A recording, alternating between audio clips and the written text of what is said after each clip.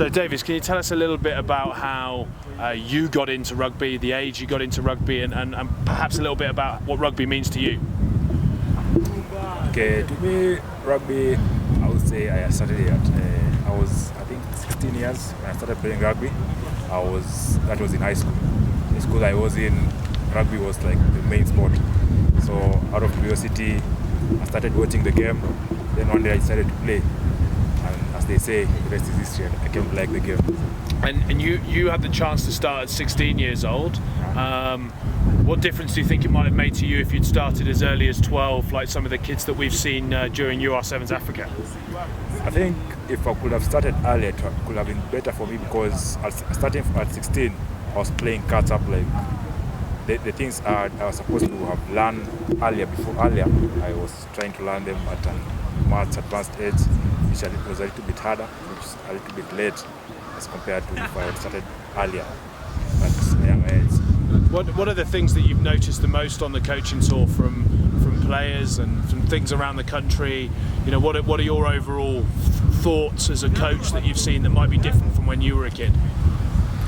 I think I think the kids are starting the game at a younger age, which is good for them, and also most of the kids are getting exposed to the skills at an early age, which is a good thing, because actually if you look at the Kenyan setup, most of the players have got the natural talents. They can run, most of them can step, they have the body, but what has been our main undoing is the skills part. But now that most of the kids are starting the game at a younger age, they are working with their skills when they're still young. I think it's a good thing going forward. And you've been coaching on the UR7s tour, and you work with the Legacy Program. How important do you think it is for programs like UR7s to be working here in Kenya and being delivered by Kenyan coaches themselves? I think UR7s doing a very wonderful job of helping the kids to understand the game at an early age. So because